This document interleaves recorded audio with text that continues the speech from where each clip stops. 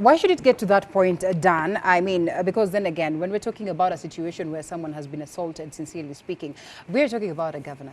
You know, a person who's presented himself a couple of times, you know, at the EACC, and also in his statement he says, why should I resist arrest? Why should they, you know, consider that I was out there in hiding while I have presented myself, you know, for questioning the EACC, you know, before? So why should there be that assumption that it has gotten to that point? What could have informed that declaration by the DPP, and equally that tight move of, you know, what people looked at and they were thinking this is pretty much funny, because I mean we have issues that are affecting us as a country. On that very day there was an Al-Shabaab attack. On that very day there were issues that were happening across the country, and you were thinking all these forces could have been channeled towards addressing these key issues. But why focus on this one person? Is he unwogable? Well, I think I would take it from where Marende stopped.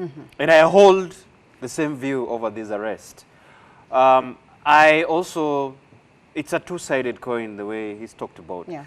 When you saw exclusively the Director of Public Prosecution making a statement and saying the reasons as to why he finds it to issue a warrant of arrest against the governor and other county officials.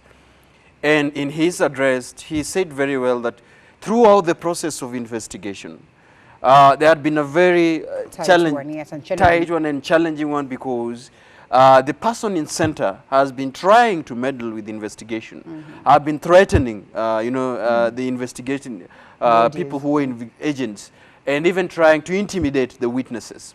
And therefore, in his conclusion, he said that anybody who will stand in between the due process of the law will have him or herself to blame. So us as citizens who are reading from that script had probably imagined that the arrest was going to be dramatic, of course. You remember just the day before, and looking through the handle of the Director of Public Prosecution, they're even giving a case where, you know, trying to assume that the governor is abating arrest and trying to hide and go through another jurisdiction. So all this, I think, was a makeup to make the arrest to be dramatic, in a justification that, you know, this particular person who is being accused is making it hard for the judicial process of the law to take its course, and therefore the dramatic arrest that we saw.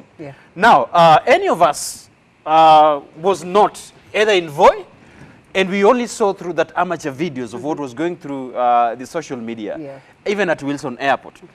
But as Marende has just talked about, we wouldn't be mentioning that anybody who was condemning this was using the tag leader.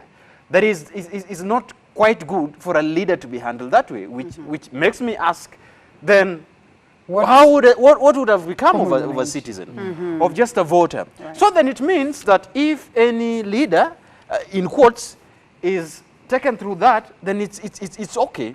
But if any citizen, thousands of citizens who each and every day are manhandled by police and nobody speaks about them, is equally. So I think the law shouldn't be made in a manner that, you know, it's leaning on one side. Now let's come to this case as it is.